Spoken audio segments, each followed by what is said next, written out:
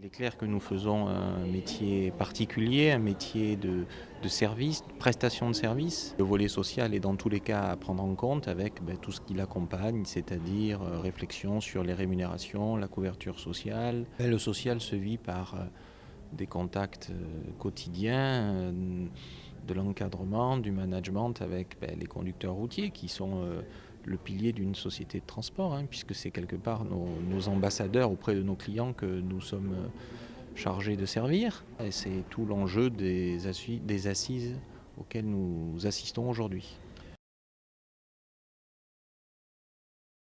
Le congé de fin d'activité à 55 ans, naturellement, qui devra évoluer, mais qu'il faut préserver, et c'est en évoluant qu'on le préservera.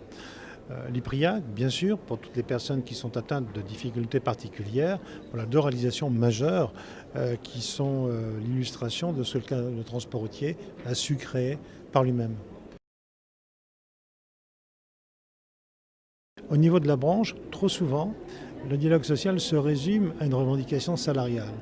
Et chaque année, c'est comme ça que le dialogue social est perçu, entre guillemets, par les représentants, qu'ils soient d'ailleurs syndicaux ou patronaux. C'est ce qu'il nous faut changer. Le transport routier est un des secteurs les moins smicardisés en France.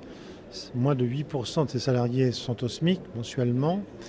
C'est-à-dire 7 fois moins que les secteurs auxquels on compare souvent, c'est-à-dire la propreté, mais beaucoup moins encore que le restaurant, 4 fois et demi moins, 3 fois moins que le bâtiment.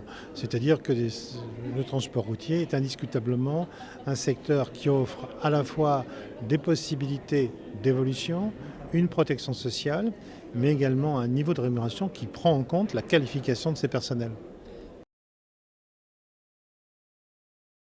Avoir de meilleures conditions d'accueil de nos salariés lors des conditions de chargement et déchargement, faire la chasse au gaspillage des temps notamment, mais également le confort qui doit être réservé à nos salariés lorsqu'ils sont en dehors de l'entreprise.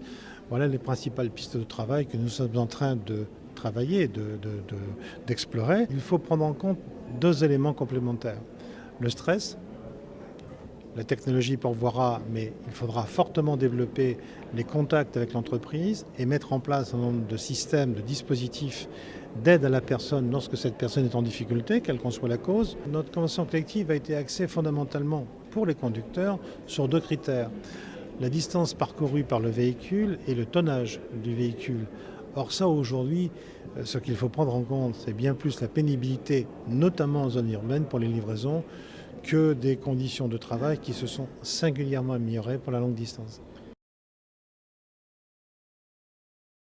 Le transport routier sera, comme tous les autres secteurs, impacté, mais il y a deux conséquences particulières. La première conséquence, c'est le congé de fin d'activité que nous avons réussi à mettre en place il y a maintenant bientôt 15 ans. Il devra donc évoluer pour être mieux préservé. Le deuxième point, c'est une réflexion plus générale qui concerne plus directement encore notre secteur. Quel est l'avenir des seniors au volant ? Est-il utile de mettre des personnes qui ont 63, 64 ans, 65 ans sans risque sécuritaire et en termes d'évolution de carrière au volant? Il y a une réflexion particulière à mener.